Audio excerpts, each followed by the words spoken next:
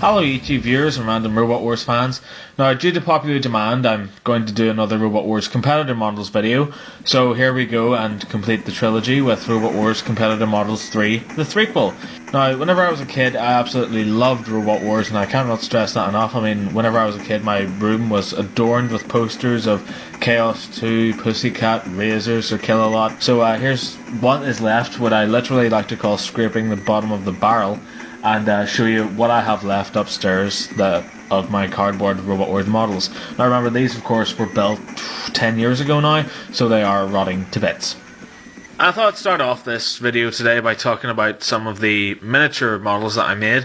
Now in Robot Wars, alongside the main heavyweight event and the lightweight event, there was the sort of medium weight event, like not the featherweight event, the sort of middleweight event, which is kind of like sort of slightly smaller versions, but pretty much the size of a big remote control car that the Roboteers used to compete with. And there were some teams that built smaller models, for example little DTK here, who's a mini version of Dan Tomkia.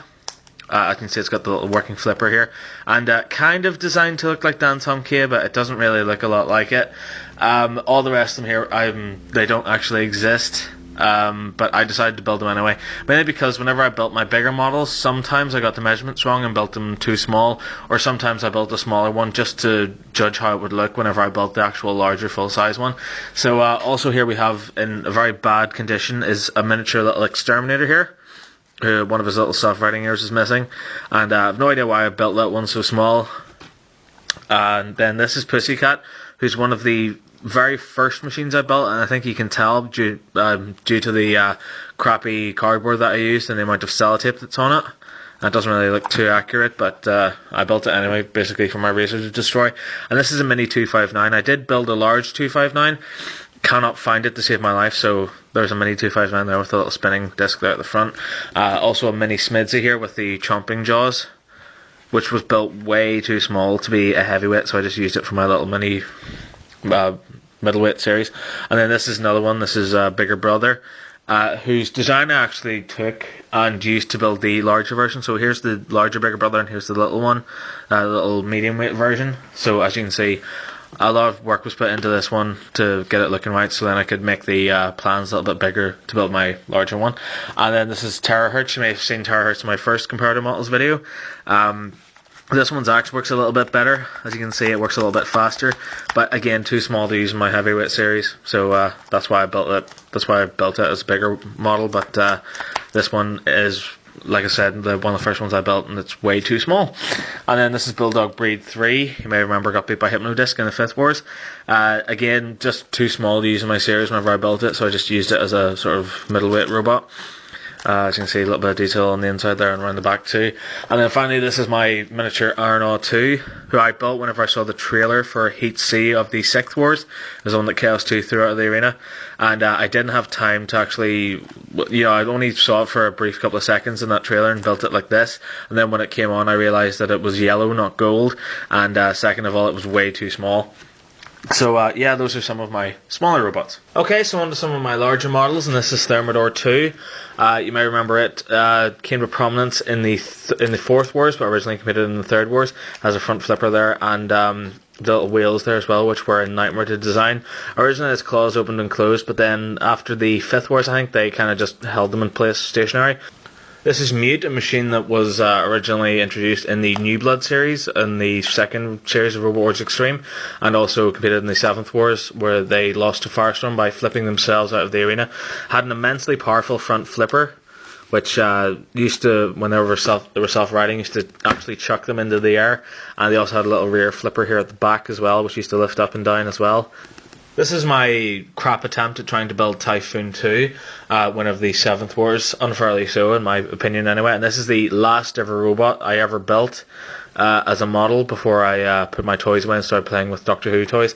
But as you can see, not a lot of detail on it, because it doesn't spin, it's just kind of like a stationary type of cone, and I used to just spin it like that whenever I played with it. This is Grim Reaper, a lurid green machine. Originally appeared in the 3rd Wars, then retired after a while, and then eventually came back to compete in the 7th Wars, where they did very well. I think they lost to Storm 2. As you can see, try to put as much design on and detail on it as possible. On the back, if you read there, it says you can't outrun the Reaper, which is the actual little phrase that was on the back of the actual robot. And I copied its flipper design from Dan Tomke, so as you can see this little tab there. And just to make it gimmicky, I put a little press here sort of thing on there. I don't know if you can see it. So whenever you press that little tab at the back, the flipper flips up. This is GBH2, who competed in the 6th Wars. I forget which heat, but I think they were in the same heat as Sir Cromalot and S3. I don't know, I'm not sure. But they originally competed in the... I don't know when they competed, but I think it was the 2nd Wars, could have been the 3rd, but they returned for the 6th Wars anyway, and that's where this design came from. Essentially, it looks like a racing car. It's got a rear flipper here as well, and a little front flipper as well, so whenever you flip it up, the entire top of the car opens out, which also helps whenever it has to self-right. This is Chompalot, who appeared in the 6th Wars as well.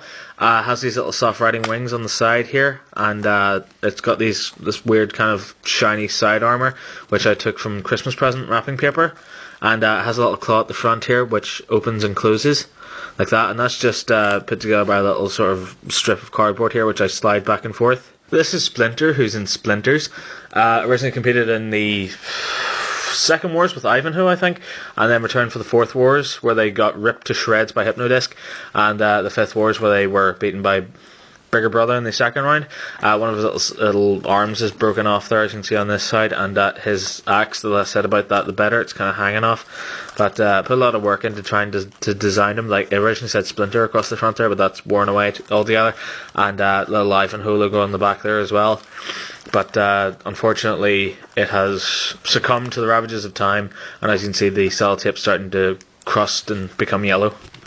This is Rhubarb, who I think competed in the 6th Wars, if not one of the series of Extreme anyway, and the 7th Wars. As you can see, it's made from the same kind of Christmas wrapping paper that I built Chompalot out of.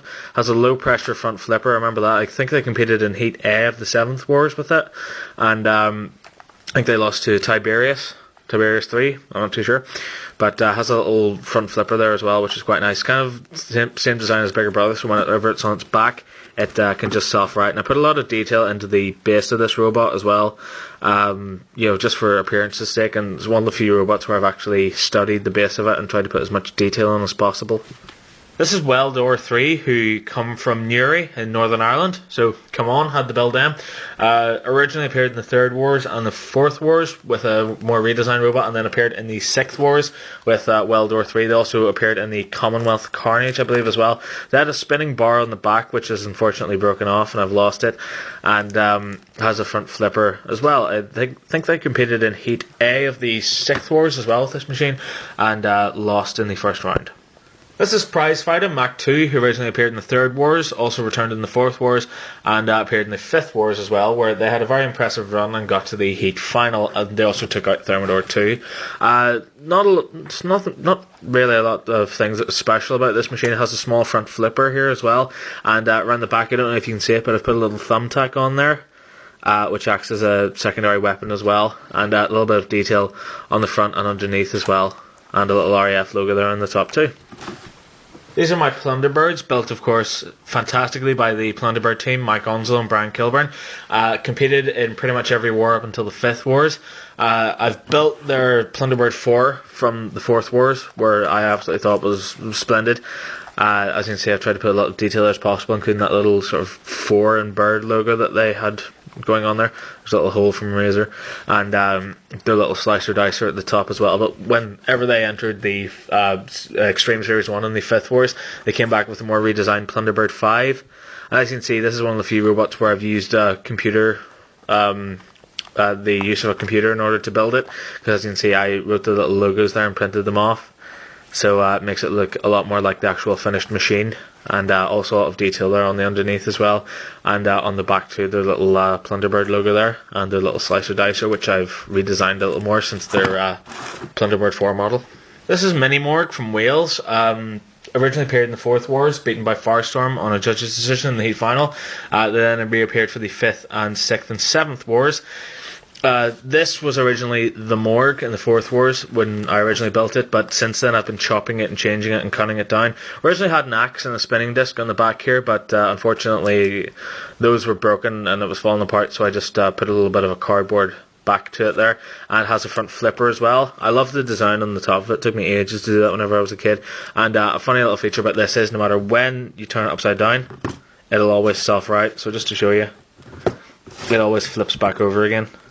And it took me ages figuring out how to do that. This is Mousetrap, who originally appeared in the 4th Wars and got ripped to shreds by S3 in the 5th Wars. Originally when I built this, it was one of the first machines I'd built. It's been heavily rebuilt since then, so it actually includes a Mousetrap built into it now. And this is very dangerous, kids, so please don't try this at home. This is only for stupid people like me. So as you can see, the actual spring at the top activates. Ow! This is Ming Dynasty. They originally entered as Ming in the 3rd Wars, came back as Ming 2 in the 4th, and Ming 3 in the 5th. I don't know if they appeared in the 6th Wars or not, because they got ripped to shreds by Hypnodisc in Extreme 1. With their little sort of razor-esque beak. So they returned for the 7th Wars with Ming Dynasty, which is actually built from a robot that Andrew Cottrell, the team captain's company, build. They actually make little robots, little remote-controlled vehicles. So they took one and added a front drill to it and made it Ming Dynasty. So as you can see, the wheels here come from another little toy that I had. So the wheels actually move, and the little kind of like lifter at the top lifts up and down. And if you look closely here, the little drill at the front, which does spin if you turn the little thing at the back here, so as you can see the drill spins. The drill is actually the little special feature that comes with the Sergeant Bash pullback toy. And this is one half of Gemini. I did build both halves, but one has magically went missing or has been set on fire, something's happened, I don't know. But as you can see, this is one half. So if you can imagine, there's another half which looks exactly identical to this one, and I had the front flipper as well. And I thought it was really well designed because it took me ages trying to work out how to build it properly.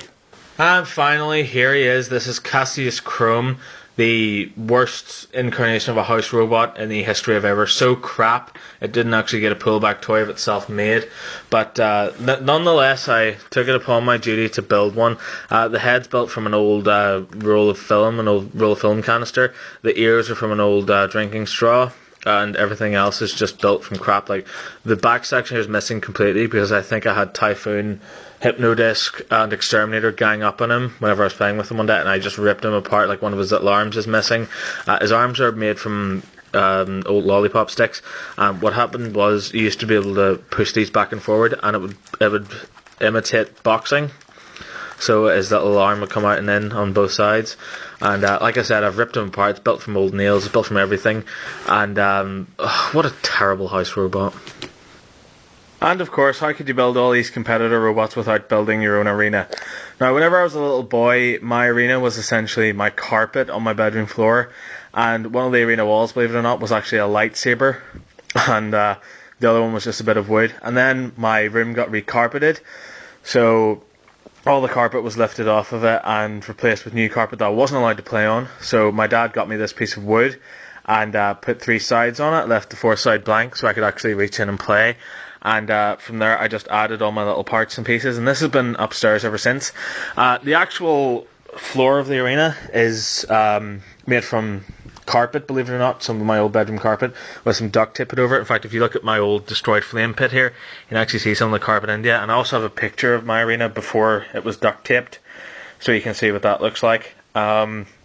Also has its 4 arenas here, 4 CPZs, and I put some hazard tape along the side here just to make the arena walls look a little bit better. It also has a front little flipper here, and there's some of the carpet there underneath you can see, and drop zone as well. And I built a washing machine which actually did drop onto the machines, and also has a pit here, and the pit is activated by just sliding this little panel out here, and then I just pretended that my robots fell in whenever I pushed them over this side. And also you can see more of the carpet there as well, and I used to have a pit release tower, and I used to have a flipper release tower. I used to have everything, but like I said, time destroys all. So that is my little Robot Wars arena. Okay, so that's it. Thank you very much for watching my competitor models video, the 3rd one obviously, and the last one, because that's literally all the models that I could find lying around upstairs that I haven't reviewed before. So that's it. I've got none left to review, and that closes the trilogy, which I think is closed on a very high note. Like I said before, I'm going to show you some pictures of pretty much me with my competitor models sitting out and looking beautiful. So as you can see, there is my arena. looking pristine. And obviously, like I said there, that's before I put the duct tape over it. So as you can see, it's just literally a piece of wood with 3 walls and a bit of cardboard, obviously, for the different arena items. And as you can see in there, there's one of my old behemoths and my old tornado as well, with the little anti-razor weapon around it as well. And of course, there's the handsome chap himself. There's me with all my competitor models back in the day. And if you look there, you can see some of the ones that I've since lost or set on fire or whatever's happened to them. So if you look closely, there's machines like S3 in there as well. And pretty much some of my really, really old machines that I still have to this day. And I'm surprised they've lasted so long. So that's pretty much it. Thank you very much for watching my video. I hope you enjoyed it. If you did, there's countless more Robot Wars videos online. If you haven't seen the other 2 competitor models videos, check those out. I've got a big response for them, and I've reviewed loads of other things as well. So you can subscribe to me, you can add me as a friend, you can also add me as a friend on Facebook. Thank you very much for watching. Bye bye.